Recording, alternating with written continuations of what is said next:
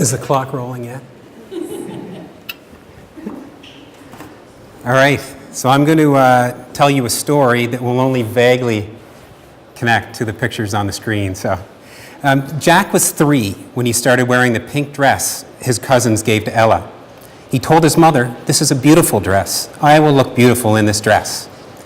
I was impressed that he seemed oblivious to gender stereotypes. His girl cousins wore dresses, so he should wear them too. But he grew self-conscious and stopped wearing it. He's now very much a real boy, rough and tumble in a way I wasn't at his age. He's highly energetic, and he likes to run, tackle, and punch. He loves action-oriented video games and cartoons. Ella has been a real girl from the start. She wears mostly pink and purple hand-me-downs, and she loves playing with dolls, toy strollers, and kitchen sets. I was perplexed. These kids have a stay-at-home dad who cooks and cleans, and a working mom who is Mr. Fix-It around the house. How did our kids take on such traditional interests and activities? It made me question my decision to stay at home. Am I fighting nature here? Of course, I know the answer to that question. Over the last 100 years, women have shown there is no natural order. They do everything, from running households to businesses and governments. Not all men have to become stay-at-home dads. They just need to be flexible enough to do it if it suits their personality or their family circumstances. And slowly but surely, more of us are making that choice. More than 10% of Canadian families have stay-at-home fathers, up from 1% in 1976. 2 years ago, I became part of that growing minority. Janet was finishing her maternity leave with Ella and heading back to work. I decided to stay home with the kids and work as a journalist part-time. In theory, I was ready. I became a feminist as a young man and believe guys have to do their part at home to create a truly equal society. In a conversation with Janet years ago, I'm not sure if she remembers or not, before we were even dating, I said I wanted to be a stay-at-home dad one day.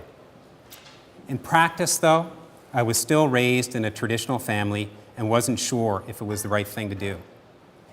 But as it turns out, my family background may have steered me in this direction. Boston College recently published a study on stay-at-home dads, and 75% of them had stay-at-home moms when they were kids. And the suggestion is that men like me now want to be a parent at home too, but in our generation, it's becoming more common for that person to be a man. We're adapting to changing times in our own way.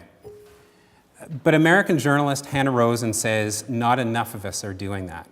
Last year, she published a book called, wait for it, The End of Men and the Rise of Women. She says that men, unlike women, are adjusting to a changing economy and family circumstances. Men want the same kinds of jobs they've always had and remain the family breadwinners too. She describes men and women in action hero terms. Plastic Woman performs superhuman feats of flexibility. She can work outside the home, full-time or part-time.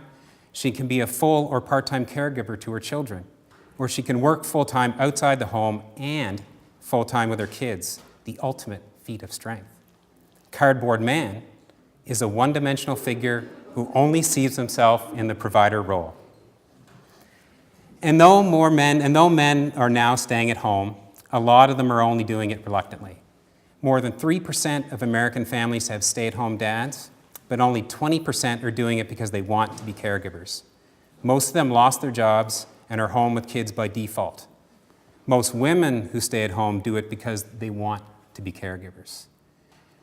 We need to turn this corner with men, ignite a movement in the spirit of tonight's theme.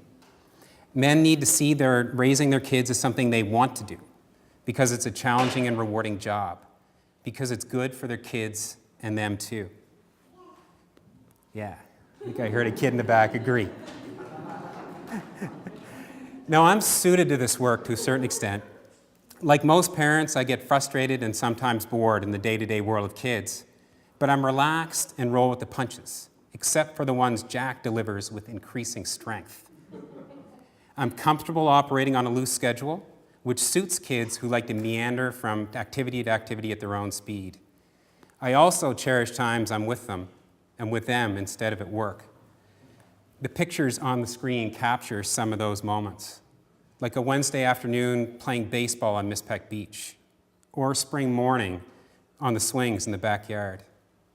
Now, of course, not all of these moments are so idyllic, and I'll close on this, but they can be sweet nonetheless. Jack is a real boy in the traditional sense, but he's also very affectionate. He loves to hug and share his feelings. One morning, more than a year ago, I was getting the kids ready for a bath when Jack announced he had pooped. I took off his diaper and started to wipe him down. I suddenly started to tear up, and not because the smell was overwhelming me. My son had chosen this moment to say, "I love you, Dad."